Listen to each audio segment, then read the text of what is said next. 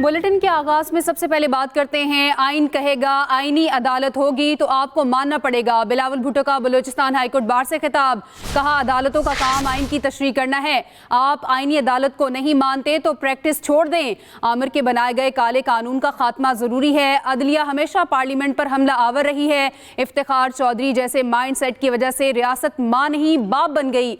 आप चाहते हैं फैसले होते रहें और कोई सवाल भी ना हो। आप 18वीं और 19वीं तरमीम में तब्दीली करें और हम चूं तक ना कर सकें।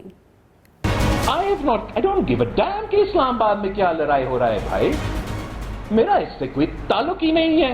आईनी अदालत आप कैसे कह सकते आप नहीं मानेंगे? जो आइन होगा आप मानेंगे।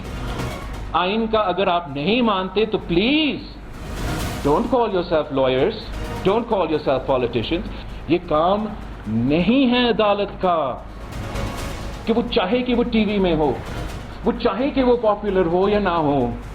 इनका काम है कि आइन और कानून पे अमल दरामद करना। 1973 की आइन की बहाली शहीद मोहतरमा बेनज़ीर भुट्टो की जिंदगी की सियासी जद्दोजहद तो मकसद थी। आपका जो चीफ जस्टिस इफ्तिखार चौधरी था, उसका जनरल कियानी जब वो आईएसआई का चीफ था, जनरल पाशा जब वो आईएसआई का चीफ था, ये मुकमका बना कि अगर चार्टर ऑफ डेमोक्रेसी लागू होगा, अगर हम 1973 के आइन को असल सूरत में बहाल करेंगे तो स्टेटस को का क्या होगा। अगर ये लोग 58(2) भी आइन से निकालेंगे तो आप चीफ जस्टिस इफ्तिखार चौधरी को दे दें। रियासत होगी मां की तरह, रियासत बन गया बाप की तरह, और इसमें बड़ा बड़ा हाथ चीफ जस्टिस इफ्तिखार चौधरी की अदालत की माइंडसेट है, माने। 63A बिल्कुल हमने लिखा भाई, तो सबसे ज्यादा मुझे पता है कि 63A का मतलब क्या, कि आइन में तब्दीली सिर्फ ब्लैक रोब वाले और वर्दी वाले कर सकते हैं। जो आप लोग हमें असेंबली भेजते वो बस ऐसे ही भेजते हैं ना बस। जब आइन में लिख दिया गया कि नाअहल रुकन डी सीट होगा तो डी सीट ही होगा। सुप्रीम कोर्ट में आर्टिकल 63A नजरसानी केस की समाअत, चीफ जस्टिस ने रिमार्क्स दिए कि आदम एतमाद में वोट गिना ही ना जाए तो वजीर आजम हटाया ही नहीं जा सकता। उन्होंने कहा कि वोटिंग की मश्क होती ही इसलिए है कि इसे गिना भी जाए। लगता है कि आर्टिकल 63 का फैसला तहरीक अदम एतमाद गैर मुअस्सद बनाने के लिए था। सदर supreme court bar Shahzad Shaukat ने कहा, सदर पाकिस्तान ने रेफरेंस में 4 सवालात उठाए थे। रेफरेंस में ये सवाल पूछा गया था कि क्या मुनहरिफ अराकीन असेंबली का वोट शुमार होगा। सुप्रीम कोर्ट ने रेफरेंस पर राय देकर आइन में नए अल्फाज शामिल किए। जहांजेब अब्बासी से इस हवाले से बात करेंगे। जी जहांजेब, अपडेट कीजिएगा। देखें, आर्टिकल 63A नजरसानी केस के ऊपर अब बाज़ाब्ता तौर के ऊपर कार्रवाई आगे बढ़ रही है। 5 रुकनी बेंच का जो मामला है वो हल हो चुका है। आज चीफ जस्टिस काजी फायद ईसा की सरबराही में 5 रुकनी लार्जर बेंच ने 2 घंटे से ज़ायद वक्त तक इस केस को सुना। इस केस की समाअत के दौरान चीफ जस्टिस काजी फायद ईसा ने एक अहम ऑब्जर्वेशन दी। उन्होंने ये कहा कि यूं मालूम होता है जैसे बज़ाहिर 63A के हवाले से जो रेफरेंस दायर किया गया था उसका मकसद जो अदम एतमाद की तहरीक थी उसको रोकना था। सुप्रीम कोर्ट ने ये भी कहा कि दुनिया के मुख्तलिफ ममालिक में कौन कौन सी ऐसी मिसालें मौजूद हैं जहाँ पे पार्टी पॉलिसी के अगेंस्ट जाकर बयान दिए जाते हैं तो उसके ऊपर क्या कार्रवाइयाँ होती हैं। इस हवाले से भी डिटेल सुप्रीम कोर्ट ने मांगी है।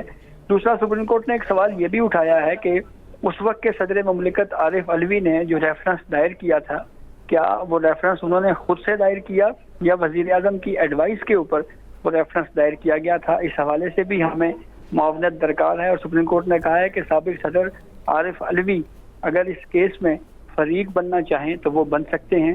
पाकिस्तान तहरीक इंसाफ ने इस बेंच के ऊपर एतराज़ उठाया तो काजी फायद ईसा जो चीफ जस्टिस तो पाकिस्तान है और इस बेंच को हेड कर रहे हैं, उनकी जानिब से ये कहा गया कि हम जब आपकी बारी आएगी तो आपको तफसील से सुनेंगे। सुप्रीम कोर्ट ने अब इस केस की समाअत कल 11:30 बजे तक मुलतवी कर दी है। जी बहुत शुक्रिया Jahanzeb Abbasi. Supreme court practice and procedure committee इजलास के मीटिंग मिनट्स जारी कर दिए गए। मीटिंग मिनट्स के मुताबिक 63 नजरसानी समात के लिए 5 रुकनी लार्जर बेंच तश्कील दिया गया। जस्टिस मुनीब अख्तर ने खत्म वजूहात के साथ बेंच के लिए अदम दस्तयाबी का इजहार किया। आज सुबह 9 बजे प्रैक्टिस प्रोसीजर कमेटी का इजलास बुलाया गया। जस्टिस मंसूर अली शाह ने कमेटी इजलास में शिरकत नहीं की। जस्टिस मंसूर अली शाह ने राब्ते पर बेंच में शमूलियत से भी इनकार किया। कमेटी ने इजलास में बेंच तश्कील के लिए जस्टिस नईम अख्तर अफगान को शामिल करने का फैसला किया। आज 9 बजे प्रैक्टिस प्रोसीजर कमेटी के इजलास में शिरकत के लिए उन्हें कहा गया। और अब ये खबर कि स्पीकर कौमी असम्बली की ज़ेर सदारत पार्लिमानी लीडर्स का इजलास कल तलब किया गया है। इजलास में army chief general Syed Asim Munir भी शरीक होंगे। आर्मी चीफ सियासी रहनुमाओं को सिक्योरिटी सूरत हाल पर ब्रीफिंग भी देंगे। स्पीकर कौमी असम्बली अयाज सादिक की ज़ेर सदारत पार्लिमानी लीडर्स का इजलास कल बुलाया गया है। बताया जा रहा है कि इजलास में army chief general Asim Munir भी शरीक होंगे और सिक्योरिटी सूरत हाल पर शुरका को इस सारी सूरत हाल में ब्रीफिंग भी दी जाएगी। स्पीकर कौमी असम्बली की ज़ेर सदारत पार्लिमानी लीडर्स का इजलास कल सुबह तलब किया गया है और इजलास में army chief general Asim Munir भी शरीक होंगे। और ये भी बताया जा रहा है कि आर्मी चीफ सियासी रहनुमाओं को सिक्योरिटी सूरत हाल पर ब्रीफ भी करेंगे। स्पीकर कौमी असम्बली ने ये इजलास बुलाया है और इसकी सदारत भी स्पीकर कौमी असम्बली करेंगे सरदार अयाज सादिक। पार्लिमानी लीडर्स का ये इजलास कल होने जा रहा है। इजलास में army chief general Syed Asim Munir भी खुसूसी तौर पर शरीक होंगे। वफाकी वज़ीर दाखिला मोहसिन नकवी की सरबराह JUI मौलाना फजल रहमान की रिहाइश का आमद हुई। मोहसिन नकवी की JUI के बिला मुकाबला अमीर मुंतखब होने पर मौलाना फजल रहमान को मुबारकबाद। मोहसिन नकवी ने कहा, पार्लिमान की बालादस्ती और जमहूरी इक़्तिदार के फ़रोग़ के लिए मौलाना फजल रहमान का किरदार काबिल तहसीन है। मौलाना फजल रहमान की क़यादत में JUI ने उसूलों पर मबनी सियासत की है। मौलाना फजल रहमान की पाकिस्तान के लिए गिरां कदर खिदमात हैं। मौलाना फजल रहमान सीनियर तरीन सियासतदान हैं और मुल्क की सियासत में इनका बुलंद मकाम है। आपको बताएं कि ये मुलाकात हुई है मोहसिन नकवी और मौलाना फजल रहमान के दरमियान। Welcome back. खबर है कराची से। हॉक्स बे के करीब गोदाम में आतिशज़दगी का वाक़या। तर्जुमान रेस्क्यू 1112 के मुताबिक फायर एंड रेस्क्यू टीम बमा 6 से ज़ायद फायर ब्रिगेड ट्रक मौके पर मौजूद। आग पर बड़ी हद तक काबू पा लिया गया। अपडेट करें, हॉक्स बे के करीब गोदाम में आतिशज़दगी का ये वाक़या। तर्जुमान रेस्क्यू 1112 के मुताबिक फायर एंड रेस्क्यू टीम बमा 6 से ज़ायद फायर ब्रिगेड ट्रक मौके पर मौजूद हैं। आग पर बड़ी हद तक काबू पा लिया गया। कराची के इलाके गुलशन मेमार एहसनाबाद में ज़ेर तामीर 4 मंजिला इमारत एक जानब धंस गई। रेस्क्यू निकाम के मुताबिक मुतासर इमारत का मलबा गिरने से 2 अफराद जख्मी। इमारत ज़मीं बोस होने का खदशा। जख्मियों को फौरी अस्पताल भी मुंतकिल कर दिया गया है। आपको बता रहे हैं कि मुतासर इमारत का मलबा गिरने से 2 अफराद जख्मी हो गए। इमारत ज़मीं बोस होने का खदशा भी है। अब खबर यह है, बैंकॉक से कराची पहुँचने वाले पार्सल से 2.25 करोड़ रुपए मालियत की 3 किलो से ज़ायद marijuana मनशियात कब्जे में ले ली गई हैं।